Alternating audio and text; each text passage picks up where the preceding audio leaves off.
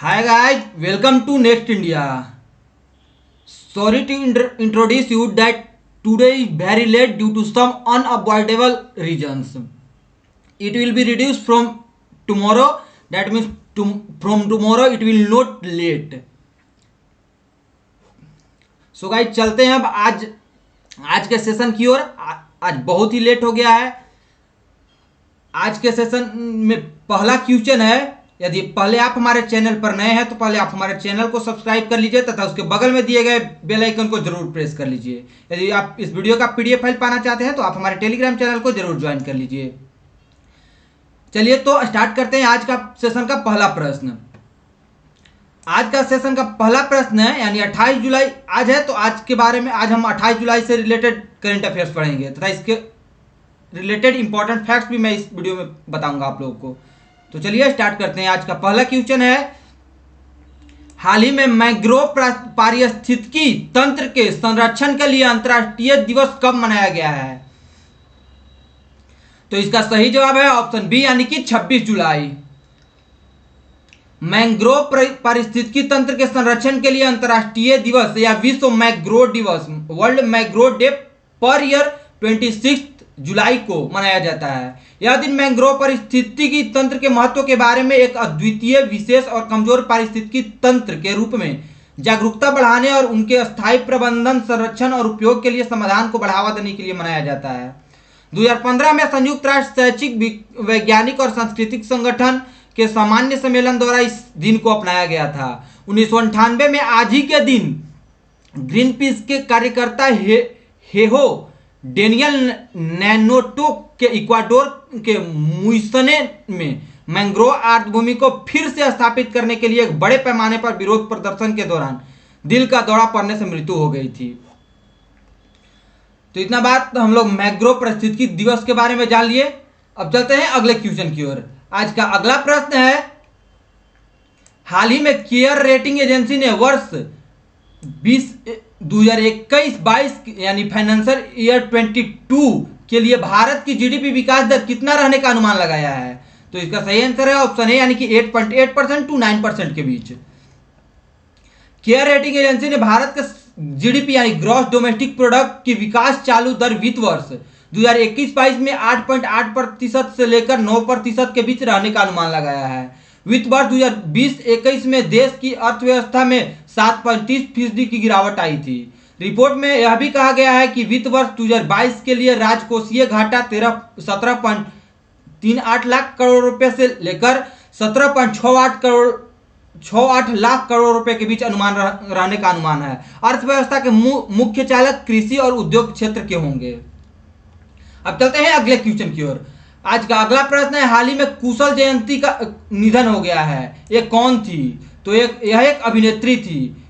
यह इमेज में कुशल बहुभाषी जयंती, यह एक अभिनेत्री थी जिनका हाल ही में निधन हो गया। प्रसिद्ध दक्षिणी अभिनेत्री जयंती का उम्र संबंधी बीमारियों के कारण निधन हो गया है। उन्होंने 1963 में अपने अभिनय करियर की शुरुआत की और 500 से अधिक फिल्मों में अभिनय किया, जो कन्नड़, तेलुगु, तमिल, मलयालम और हिंदी सहित 5 भाषाओं में फैली हुई है। कन्नड़ फिल्म उद्योग में उन्हें प्यार से अभिनय शारदे यानी अभिनय की देवी के नाम से जाना जाता था। उन्होंने 7 बार कर्नाटक राज्य फिल्म पुरस्कार और 2 बार फिल्म फेयर पुरस्कार सहित कई पुरस्कार भी जीते हैं। अब चलिए चलते हैं अगले क्वेश्चन की ओर। आज का अगला प्रश्न है, हाल ही में किस एजेंसी ने बृहस्पति चंद्रमा यूरोपा के मिशन के लिए स्पेस एक्स का चयन किया है? तो इसका सही आंसर है ऑप्शन ए, यानी कि नासा। अमेरिकी अंतरिक्ष एजेंसी नासा ने बृहस्पति चंद्रमा यूरोपा की विस्तृत जांच करने के लिए पृथ्वी के पहले मिशन के लिए लॉन्च सेवाएं प्रदान करने के लिए कैलिफोर्निया स्थित स्पेस एक्स का चयन किया है। यूरोपा क्लिपर मिशन नामक मिशन को फ्लोरिडा में नासा के कैनेडी स्पेस सेंटर के लॉन्च कॉम्प्लेक्स 39A के फाल्कन हेवी रॉकेट पर अक्टूबर 2024 में लॉन्च किया जाना है। अब बात हुई है नासा के बारे में, तो हम लोग नासा के बारे में जान लेते हैं। नासा यह एक गवर्नमेंट एजेंसी है। इसका फुल फॉर्म है national aeronautics and space administration. इसका हेडक्वार्टर वाशिंगटन डीसी यूएसए में है। इसके फाउंडर हैं व्हीट डी एस्टहोवर तथा इसकी स्थापना 29 जुलाई 1958 को यूएसए में हुई थी। इसके कई सब्सिडरी है जैसे कि नासा, जॉनसन स्पेस सेंटर तथा और अन्य कई सब्सिडरीज है। तथा बात हुई है स्पेस एक्स के बारे में, तो स्पेस एक्स के बारे में भी जान लेते हैं। स्पेस एक्स के संस्थापक तथा सीईओ अभी वर्तमान में एलन मस्क हैं। स्पेस एक्स की स्थापना 2002 में हुई थी। स्पेस एक्स का मुख्यालय कैलिफोर्निया यूएसए में है। इलोन मस्क जो कि स्पेस एक्स के संस्थापक तथा सीईओ दोनों हैं, विश्व के जाने माने हस्तियों यानी विश्व के सबसे अमीर व्यक्तियों में गिने जाते हैं, टॉप नंबर 1 पर आते हैं। अब चलिए चलते हैं अगले क्वेश्चन पर की ओर। अगला क्वेश्चन है, हाल ही में गोल्डन राइस रोपण को मंजूरी देने वाला विश्व का पहला देश कौन बन गया है? तो इसका सही आंसर है ऑप्शन सी यानी कि फिलीपींस। फिलीपींस आनुवांशिक रूप से संशोधित गोल्डन राइस के व्यावसायिक उत्पादन के लिए अनुमोदन प्राप्त करने वाला दुनिया का पहला देश बन गया है, जो बचपन के कुपोषण को कम करने में मदद करने के लिए पोषक तत्वों से भरपूर चावल की एक किस्म है। गोल्डन चावल को कृषि विभाग फिलीपीन चावल अनुसंधान संस्थान यानी डीए फिली राइस द्वारा अंतर्राष्ट्रीय चावल अनुसंधान संस्थान यानी आरआरआरआई यानी इंटरनेशनल राइस रिसर्च इंस्टीट्यूट के साथ साझेदारी में लगभग 2 दशक बिताने के बाद विकसित किया गया है। गोल्डन राइस के बारे में जान लेते हैं। इसके चमकीले पीले रंग के कारण इसे गोल्डन राइस के नाम दिया गया है। 1 कप सुनहला चावल 40% तक विटामिन ए दे सकता है, जो 6 महीने से 5 साल की उम्र के लिए बच्चों के बहुत जरूरी है। बचपन के अंधेपन यानी चाइल्डहुड ब्लाइंडनेस से लड़ने और विकासशील देशों में जीवन के बचाने के लिए बहुत ही महत्वपूर्ण है, यानी गोल्डन राइस बहुत ही महत्वपूर्ण है। यह दक्षिण और दक्षिण पूर्व एशिया में वाणिज्यिक प्रसार के लिए अनुमोदित पहला आनुवांशिक रूप से संशोधित चावल भी है। फिलीपींस के बारे में बात हुई है तो फिलीपींस के राष्ट्रपति के बारे में जान लेते हैं। फिलीपींस के राष्ट्रपति हैं रोड्रिगो दुतेर्ते तथा फिलीपींस की राजधानी मनीला है तथा फिलीपींस पेसो यहाँ का मुद्रा है। यह है वर्ल्ड मैप में फिलीपींस देश, जो कि एशिया में ही पड़ने वाला एक देश है। इसका कैपिटल तथा करेंसी के बारे में हम लोग जान ही लिए हैं। यह है फिलीपींस देश का लोगो। अब चलते हैं अगले क्वेश्चन की ओर। अगला क्वेश्चन है, हाल ही में स्पेन के ऐतिहासिक पासेओ डेल प्राडो बुलवार्ड और किस पार्क को यूनेस्को वर्ल्ड हेरिटेज साइट्स का दर्जा दिया गया है? तो इसका सही आंसर है ऑप्शन ए यानी कि रेटिरो पार्क। हाल ही में स्पेन में मैड्रिड के ऐतिहासिक पासेओ डेल प्राडो बुलवार्ड और रेटिरो पार्क को यूनेस्को वर्ल्ड हेरिटेज साइट्स में दर्ज किया गया है। स्पेन की राजधानी के बीचों बीच पेड़ों की कतारों से घिरा पासेओ डेल प्राडो संग्रहालय जैसी मुख्य इमारतों का घर है। प्रतिष्ठित रेटिरो पार्क जो पासेओ डेल प्राडो से सटा हुआ है 125 हेक्टेयर का हरा भरा स्थान है और मैड्रिड के इतिहास में सबसे अधिक देखे जाने वाले आकर्षणों में से एक है। अब चलिए चलते हैं अगले क्वेश्चन की ओर। अगला क्वेश्चन है, हाल ही में किस देश ने दुनिया का सबसे बड़ा तैरता हुआ सौर बनाने का संक्षिप्त तैयार किया है? तो इसका सही आंसर है ऑप्शन बी यानी कि इंडोनेशिया। इंडोनेशिया में दुनिया का सबसे बड़ा तैरता हुआ सौर बनाने के लिए संक्षिप्त तैयार किया है। सिंगापुर के संक्षिप्त ग्रुप ने पड़ोसी इंडोनेशियाई शहर बाटम में दुनिया के सबसे बड़े फ्लोटिंग सोलर फार्म और ऊर्जा भंडारण प्रणाली के निर्माण के लिए $2 बिलियन खर्च करने की योजना बनाई है, जो इसकी अक्षय ऊर्जा उत्पादन क्षमता को दोगुना कर देगा। फ्लोटिंग फोटोवोल्टिक सिस्टम की क्षमता 2.2 गीगावाट होने की उम्मीद है। यह बाटम द्वीप पर दुरियांगकांग जलाशय के 1600 हेक्टेयर यानी 4000 एकड़ को कवर करेगा। परियोजना के साथ आगे बढ़ने के लिए सुंदेप और बाटम इंडोनेशिया मुक्त क्षेत्र प्राधिकरण यानी बीपी बाटम के बीच एक समझौते पर हस्ताक्षर किए गए हैं। अब जान लेते हैं इंडोनेशिया के बारे में बात हुई थी। इंडोनेशिया की राजधानी जकार्ता है तथा इंडोनेशिया का मुद्रा है इंडोनेशियाई रुपया तथा वर्ल्ड मैप में यह रेड कलर से जहां तहां जो दिख रहा है आपको, यह है इंडोनेशिया देश। यह एशिया में पड़ने वाला ही एक देश है। यह है इंडोनेशिया वर्ल्ड का लोगो। अब चलते हैं अगले क्वेश्चन की ओर। अगला क्वेश्चन है, हाल ही में किसने ग्रेटर सोहरा जलापूर्ति योजना का उद्घाटन किया है? तो इसका सही आंसर है ऑप्शन ए यानी कि अमित शाह। केंद्रीय गृह मंत्री अमित शाह ने मुख्यमंत्री कॉनराड के संगमा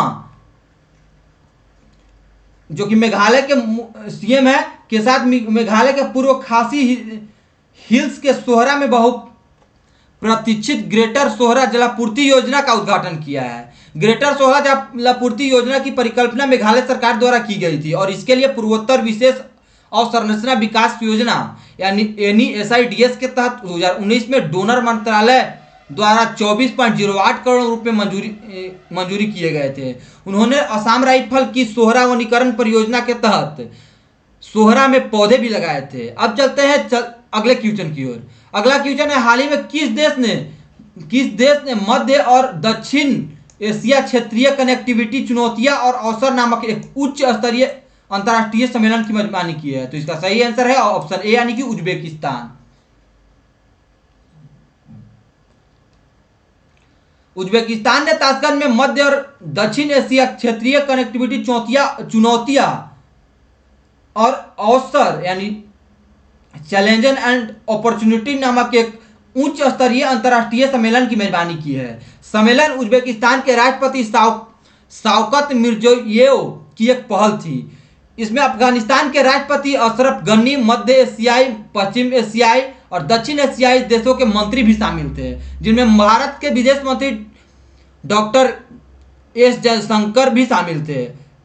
सम्मेलन में 40 से अधिक देशों के लगभग 30 अंतर्राष्ट्रीय संगठनों के प्रतिनिधियों और थिंक टैंकों के प्रमुखों ने भाग लिया था। बात हुई है उज्बेकिस्तान के बारे में, तो जान लेते हैं उज्बेकिस्तान के बारे में। उससे पहले इस सम्मेलन के बारे में कुछ जान लेते हैं। अशरफ गनी ने दो क्षेत्रों के ऐतिहासिक निकटता और आपसी विश्वास और हितों के आधार पर इसे मजबूत करने के महत्व को रेखांकित किया है। राष्ट्रपति मिर्जियोयेव ने कहा कि दुनिया वैश्विक भू राजनीतिक परिवर्तनों के युग में प्रवेश कर चुकी है और मध्य और दक्षिण एशिया के बीच पारस्परिक संबंधों का पुनरुद्धार, जहां आज लगभग 2 अरब लोग रहते हैं, एक और अधिक मांग और उद्देश्य से पूर्ण प्रक्रिया बन रही है। अब चलते हैं अगले क्वेश्चन की ओर। अगला क्वेश्चन चलने से पहले हम लोग उज्बेकिस्तान के बारे में जान लेते हैं। यह है वर्ल्ड मैप में उज्बेकिस्तान सेंट्रल एशिया में पड़ने वाला यह एक देश है जिसका राजधानी ताशकंद है तथा उज्बेकिस्तानी स्वाम इसका करेंसी है। अब चलते हैं अगले क्वेश्चन की ओर। अगला क्वेश्चन है, हाल ही में किस राज्य के मुख्यमंत्री ने बांस औद्योगिक पार्क का शिलान्यास किया है? तो इसका सही आंसर है ऑप्शन ए यानी कि असम। असम के मुख्यमंत्री हिमंता बिस्वा शर्मा ने डीमा हसाओ के मांडेरडीसा गांव में एक बांस औद्योगिक पार्क यानी बंबू इंडस्ट्रियल पार्क की आधारशिला रखी है। परियोजना को डोनर मंत्रालय ने 50 करोड़ रुपए से लागू किया है। एक बार पूरा हो जाने पर यह परियोजना क्षेत्र के अर्थव्यवस्था में एक नए युग की शुरुआत करेगी और स्थानीय युवाओं के लिए रोजगार के व्यापक अवसर पैदा करेगी। डीमा हसाओ में उत्पादित बांस पहले ज्यादातर पेपर मिलों को निर्यात किया जाता था। हालांकि पार्क के पूरा होने के साथ टाइल्स, अगरबत्ती, छत आदि के उत्पादन के लिए बांसों का उपयोग करने के लिए नए रास्ते खुलेंगे, जिससे लोगों को अधिक से अधिक आर्थिक लाभ होगा। अब बात हुई असम के बारे में, तो असम के बारे में जान लेते हैं। असम यह मैप में रेड कलर से डिनोटेड असम राज्य, यहाँ की राजधानी है दिसपुर। जगदीश मुखी जी यहाँ का गवर्नर है तथा हिमंता बिस्वा शर्मा यहाँ का नए बने हुए चीफ मिनिस्टर हैं। 14 लोकसभा सीटें हैं, 7 राज्यसभा सीटें हैं तथा यहाँ पर कुल 126 विधानसभा सीटें हैं। मानस नेशनल पार्क तथा काजीरंगा नेशनल पार्क यहाँ का मुख्य नेशनल पार्क है, यानी असम का एक बहुत ही फेमस नेशनल पार्क है। यह भारत में ही पूरा फैला हुआ इसका नाम है, यानी बहुत ही फेमस नेशनल पार्क है। अब चलते हैं अगले क्वेश्चन की ओर। अगला क्वेश्चन है, हाल ही में भारतीय नौसेना के किस जहाज ने कटलेस एक्सप्रेस 2021 अभ्यास में भाग लिया है? तो इसका सही आंसर है ऑप्शन ए यानी कि INS तलवार। भारतीय नौसेना का जहाज INS तलवार अभ्यास कटलेस एक्सप्रेस में भाग ले रहा है, जिसका संचालन 26 जुलाई 2021 से 6 अगस्त 2021 तक अफ्रीका के पूर्वी तट पर किया जा रहा है। अभ्यास पूर्वी अफ्रीका और पश्चिमी हिंद महासागर में राष्ट्रीय और क्षेत्रीय समुद्री सुरक्षा को बढ़ावा देने के लिए आयोजित एक वार्षिक समुद्री अभ्यास है। अब इस अभ्यास के बारे में जान लेते हैं। यह अभ्यास पूर्वी अफ्रीका के तटीय क्षेत्रों पर केंद्रित है और इसे संयुक्त समुद्री कानून परिवर्तन क्षमता का आकलन और सुधार करने, राष्ट्रीय और क्षेत्रीय सुरक्षा को बढ़ावा देने और क्षेत्रीय नौसेनाओं के बीच अंतर को बढ़ाने के लिए डिजाइन किया गया है। अब चलिए चलते हैं अगले क्वेश्चन की ओर। अगले क्वेश्चन से पहले इंडियन नेवी के बारे में बात हुई तो इंडियन नेवी के बारे में जान लेते हैं। इंडियन नेवी की स्थापना 26 जनवरी 1950 को हुई थी। इसके vice chief of naval staff के रूप में vice admiral G Ashok Kumar ji स्थापित है तथा deputy chief of the naval staff के रूप में रवनीत सिंह जी स्थापित है तथा चीफ ऑफ नेवल स्टाफ के रूप में करमबीर सिंह जी स्थापित है। कमांडर इन चीफ जो कि प्रेसिडेंट है रामनाथ कोविंद जी हैं। प्रत्येक वर्ष 4 दिसंबर को इंडियन नेवी यानी भारतीय नौसेना दिवस के रूप में मनाया जाता है। यह भारत का आर्म्ड फोर्सेज है। अब चलते हैं अगले क्वेश्चन की ओर। अगला क्वेश्चन है, हाल ही में हड़प्पा युग के किस महानगर को यूनेस्को की विश्व विरासत सूची में अंकित किया गया है? तो इसका सही आंसर है ऑप्शन ए यानी कि धोलावीरा।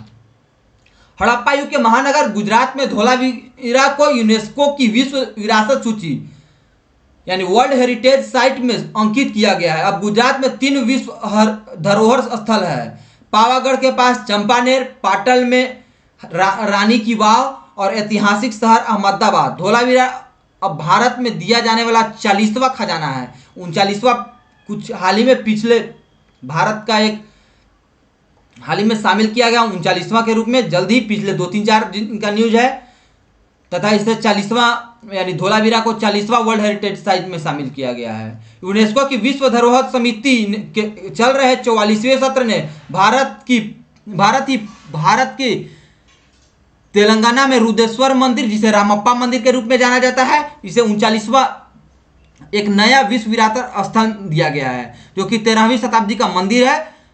विश्व धरोहर समिति इस सत्र की अध्यक्षता चीन और फुझोई से हो रही है। अब बात हुई है गुजरात के बारे में, तो जान लेते हैं गुजरात के बारे में। गुजरात के मुख्यमंत्री है विजय रूपाणी जी तथा यहाँ का राज्यपाल आचार्य देवव्रत जी हैं। शायद यहाँ का नए राज्यपाल के बारे में चेंजिंग हुआ है। आप हमारे इस एक वीडियो बना हुआ है राज्यपाल का स्पेशल, आप उस वीडियो को ध्यान से देख लीजिएगा। अब चलिए चलते हैं अगले क्वेश्चन की ओर। आज का अगला क्वेश्चन है, हाल ही में किस देश में 4.3 तीव्रता का भूकंप मापा गया है? तो इसका सही आंसर है अफगानिस्तान। अफगानिस्तान में कल ही के दिन 4.3 तीव्रता का भूकंप मापा गया है। अब बात हुई अफगानिस्तान के बारे में, तो अफगानिस्तान के बारे में जान लेते हैं। यह है वर्ल्ड मैप में अफगानिस्तान। यह एक साउथ एशिया में पड़ने वाला देश है जिसकी राजधानी काबुल है तथा अफगानी यहाँ का करेंसी है।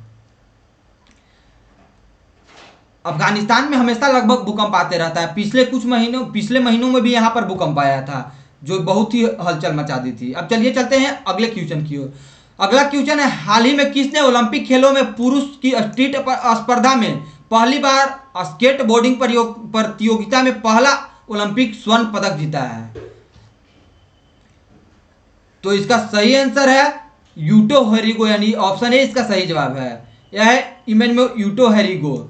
जापान के यूटो हेरिगमो ने टोक्यो में एरियक अर्बन स्पोर्ट में पुरुष की स्ट्रीट स्पर्धा में स्वर्ण पदक जीतकर ओलंपिक खेलों में पहली बार स्केट बोर्डिंग प्रतियोगिता जीती है। यूटो ने कमजोर शुरुआत के बावजूद 37.18 अंकों के साथ स्वर्ण पदक जीता है। पुरुषों की स्ट्रीट स्केटिंग प्रतियोगिता में ब्राजील के केल्विन होपलर ने रजत जीता, जबकि संयुक्त राज्य अमेरिका के जैगर ईटन ने कांस्य पदक जीता है।